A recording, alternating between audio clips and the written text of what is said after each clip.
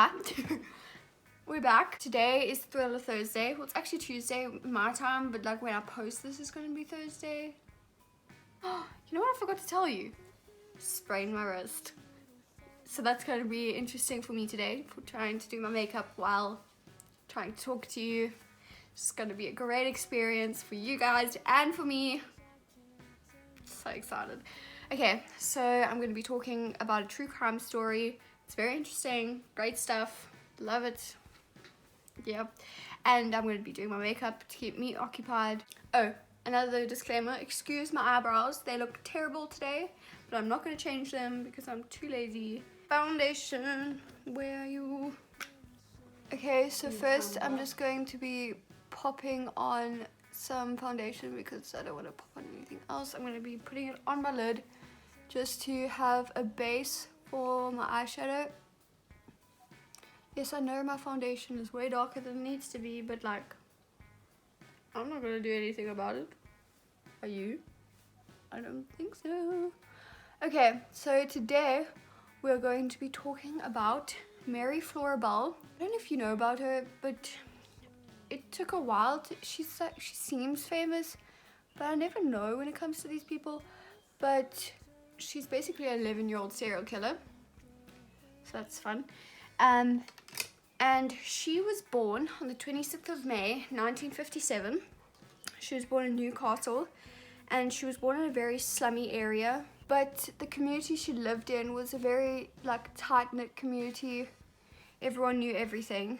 But the area she lived in specifically was on the West End, and it was known as Scotswood.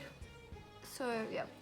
Her personal life was very traumatizing. She had a mother that hated her guts, didn't like her at all, wanted to kill her, tried to kill her multiple times. She tried to kill her by feeding her sleeping pills to try and make her pass out and then obviously die in her sleep. She also tried to kill her by not throwing her out of a window, but making her fall out of a window, which later could have been a cause of Mary's mental problems, because apparently she got brain damage from that. It was either from that or the abuse that she went through in her home life, because her mother hated her, constantly abused her, didn't want her. Her mom had her when she was 16, and no one was really sure who the father was. No one. There were some speculations, but the one person they thought Mary's father was Billy Bell, because he married her mother shortly after Mary was born. But oh, I forgot to tell you her mother's name. Her mother's name's Betty. Yeah, that's basically all I can tell you. Mary just went through a hardcore life. Her aunt would constantly see her being hurt, and her mom even tried to put her up for adoption once, and her aunt had to go get her back. So she had a rough life. No one seemed to no one liked this kid for no reason. She didn't do anything. Just really sad. Mom was basically just an alcoholic, and she apparently had a syndrome, which I don't know how to pronounce, so I'm not going to say it, but she had a syndrome where she basically would fake illnesses for her child, just so that she could get money and sympathy from people, which is really wrong. And people would often fall for this trap, and they would give in and try and give her as much money as possible. From a young age, Mary was known by people to be extremely violent in her actions, and she would constantly try and hurt other children at her preschool, well, kindergarten, I don't know what you would call it, but we call it preschool in South Africa. But she would constantly have bad behavior. She would try and strangle children in the preschool who she didn't seem to like, or she wanted revenge from them doing something to her, apparently. The teachers were incredibly worried about Mary and the way she behaved, because they said she seemed to have no feelings towards anyone and didn't care if someone got hurt or not. Teachers would also say that she was incredibly smart and her intelligence would surprise them often, but her behavior scared them a lot. But they would never ever do anything about it, which caused havoc because no one would stop her. She believed she could do whatever she wanted, which isn't the best mindset to have at that age, because little kids are scary. Okay, Mary would even try and suffocate little kids. She once tried to suffocate a little girl by talking her friend into holding her down while they were in a sandpit, and she would basically try and stuff the girl's mouth with sand, but luckily the girl survived and nothing, like, she wasn't harmed. The police were told about this, but nothing was done, as they thought it was just like a child being weird. Okay, I'm going to try and do a wing off camera because I don't do wings often and this look requires one. So I'm going to come back on. It requires 3. It requires 3 basically. You'll see when I come back. But when I come back, it's, yeah, it will look semi-decent. We never know. So I'll be back now. I just did my eyeliner and the glitters shit. My eyeliner is terrible, but it's okay because I tell myself it's okay. And that's all that's necessary in my life. Anyways, now I'm just going to be doing the bottom lash thingy. You know what I'm talking about. Okay, let me carry on with the story. So as I said before, Betty hated her daughter, hated Mary so much that even in an interview she would say that, quote, "Mary is the devil's spawn," end quote. So she was a very intense mother. Just didn't like her daughter. At the age of 10, Mary ended up making a friend with a girl named Norma. And Norma, her surname was also Bell, which is kind of a coincidence, but anyways. But Norma was abused a lot, and she was continuously sexually harassed by the local pedophile who would always mess with her, like always. Just went after this little girl all the time. So both Mary and Norma only knew violence for most of their life. So they didn't like people, they only liked each other. Like, they were best friends, that's basically it. Didn't like anyone else. On May the 25th, 1968, Mary Bell smothered a 4-year-old boy by the name of Martin Brown in a deserted house that was like out of the way. Actually, this is just a side note, but I don't know how she managed to get him into this house. Like, that just doesn't make sense to me. Like, how do you get a kid to come with you? Well, kids are a bit stupid, so. Later on, the police, when they went to go investigate the crime scene and everything, they were looking around, like scooping, trying to find why, like, who killed this boy, why did it happen, how did it happen, any evidence as to who could have done it. And next to the little boy's body, they found a pill bottle, okay? And they were like, okay, there's a pill bottle, put 2 and 2 together, and he probably, by mistake, swallowed these pills and killed himself. So that's what the police thought. So they stopped the investigating and ruled the whole situation as an accident, which is like a big mistake. Like, come on, Oaks. Why? That same year, on July the 31st, she ended up dragging Norma into the situation. She ended up strangling this little boy who was 3 years old. His name was Brian Howell, and they did this. They didn't say where they did this, which is kind of weird, but they did this.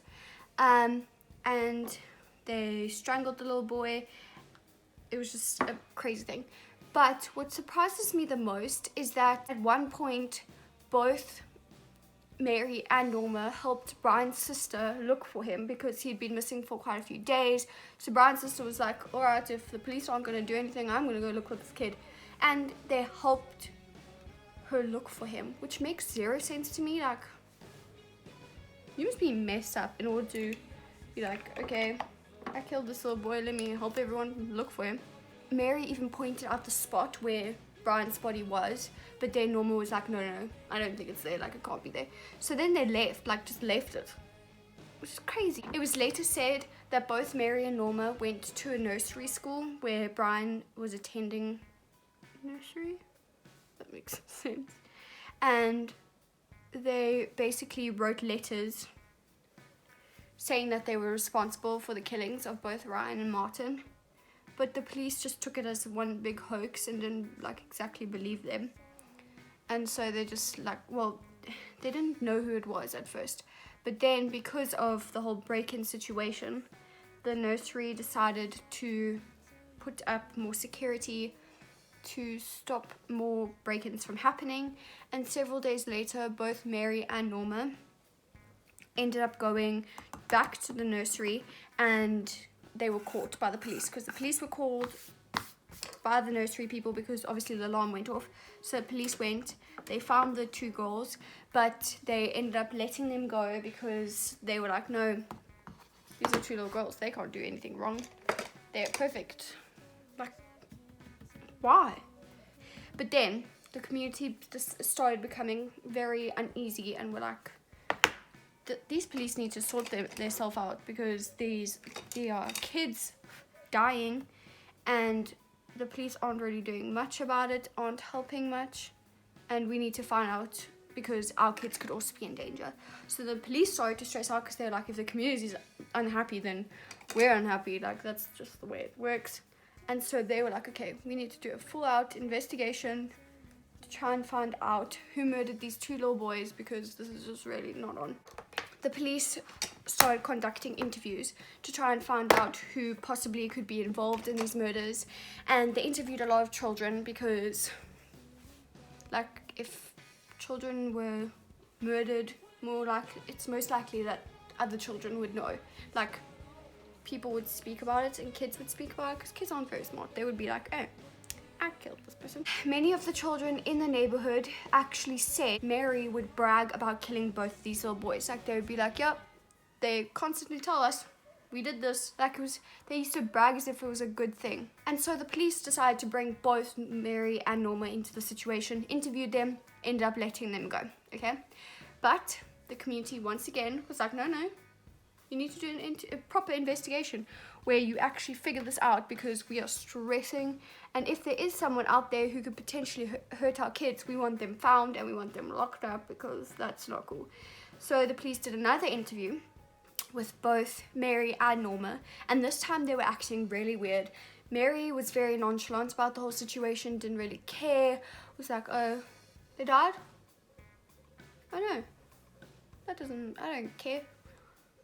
She was weird. And then Norma was extremely excited about being interviewed constantly. She was like, oh, I'm being interviewed, I'm on television, I'm going to become famous.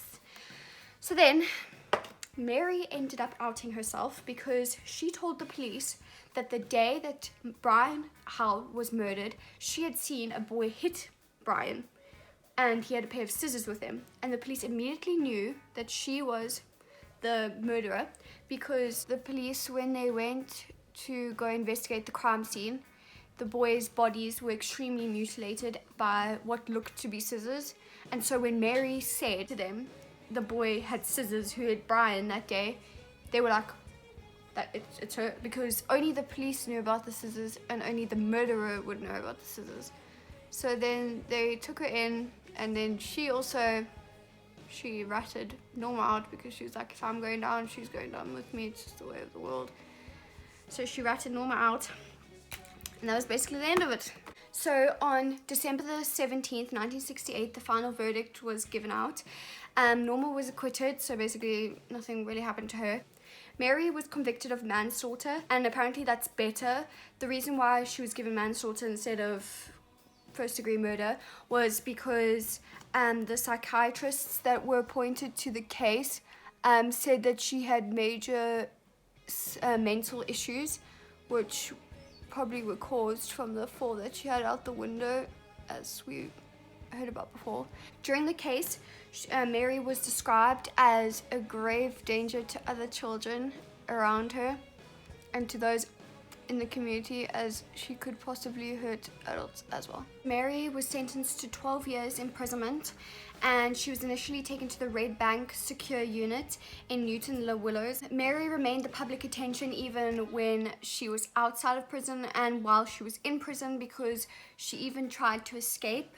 Fortunately, it was unsuccessful, and they ended up taking away her her privileges away for 28 days. While Mary was in prison, her mother Betty would constantly try and get the public's attention by trying to sell her daughter's like written hand notes, which she claimed was written by her daughter, but they actually weren't.